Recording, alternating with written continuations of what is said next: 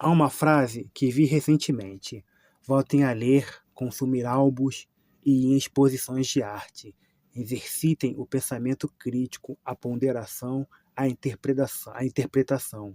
Está todo mundo emburrecendo coletivamente e sem conseguir interpretar o básico.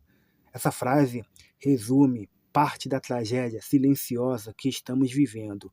Vivemos numa sociedade que perdeu a capacidade de interpretar, não apenas textos, mas pessoas, as dores, as histórias, os silêncios. Tudo virou ruído. E no meio desse ruído, quem sofre não é ouvido. Falo por mim. Tenho tentado manter o pensamento crítico, a sensibilidade e a esperança. Mas o desemprego corrói tudo isso. Ele não é apenas a falta de renda, é o colapso da dignidade, da autoestima, da vida social. É o vazio que cresce quando você percebe que, por mais que se esforce, não há resposta. O sistema te empurra para a beira do abismo e ainda diz que a culpa é sua por cair. Há muito tempo eu venho alertado sobre a minha situação. Falo, escrevo, tento transformar a dor em reflexão, mas ninguém ouve. E não é apenas sobre mim, é sobre todos que passam por isso e são ignorados. O desemprego é uma doença social, um sintoma de um país que não tem estrutura de cuidado. As pessoas falam de saúde mental, mas sem emprego, sem renda, sem rede de apoio, não há saúde possível. Na conversa recente, ficou claro o abismo entre a boa vontade e a realidade. Pergunta se eu aceito qualquer trabalho. Eu disse que sim, e mesmo assim nada acontece. Falam sobre vagas, portais de emprego, sobre insistir. Eu já tentei de tudo, já mandei currículos, já me inscrevi em cadastro, já aceitei qualquer função. Nenhuma resposta, nenhuma entrevista, nenhuma chance. A vida se torna uma sequência de silêncios.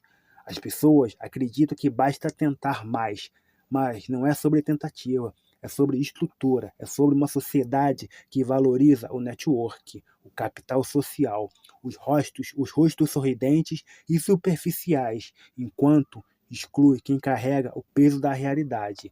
É sobre o país que naturalizou a fome, a insegurança alimentar e a miséria como se fossem etapas da meritocracia. E o que mais dói é perceber que a arte, o pensamento e a sensibilidade, que sempre foram o meu refúgio, também se tornaram luxo.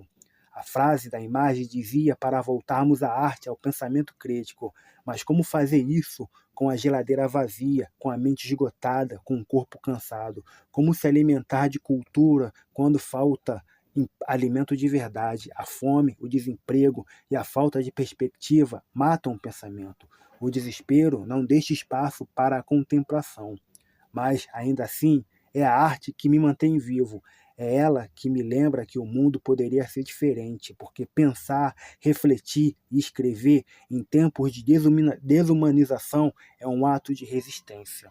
Mesmo quando a vontade de desistir é grande, há uma parte em mim que insiste em transformar o desespero em palavra. O que me destrói não é o fracasso, é a indiferença, a sensação de que, por mais que você grite, ninguém escuta. E quando escutam, te culpam. Você precisa ser mais positivo, precisa rezar mais, precisa parar de postar tristeza. Mas quem fala isso nunca passou fome, nunca dormiu com medo do amanhã, nunca sentiu o peso do vazio.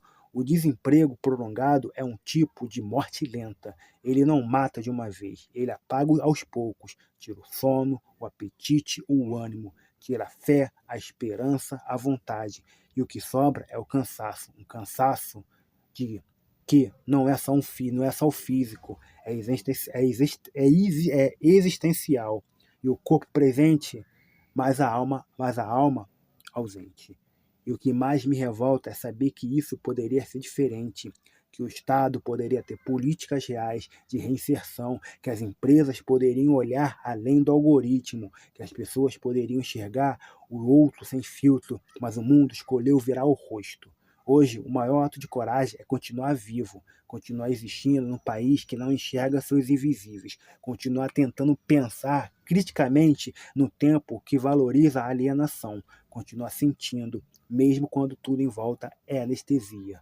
Talvez o que mais me falte hoje não seja um emprego, seja empatia, falta escuta, falta vínculo, falta humanidade, porque quem passa fome, quem não tem casa, quem não tem rede, quem não tem chance, precisa mais do que frases prontas, precisa de presença, de olhar, de política pública, de responsabilidade coletiva. Eu sigo escrevendo porque, no fundo, é o que me resta, é a única forma de resistir ao apagamento. E se um dia essas palavras forem lidas com o cuidado que merece, talvez sirvam para lembrar que a dor não se vê também, que a dor que não se vê também é real, que o desemprego não é falha individual, é falência social, que o abismo não se vence com fé ou força de vontade, mas com solidariedade, estrutura e dignidade, e que, por mais que o mundo insista em nos calar, ainda há quem transforme silêncio em voz.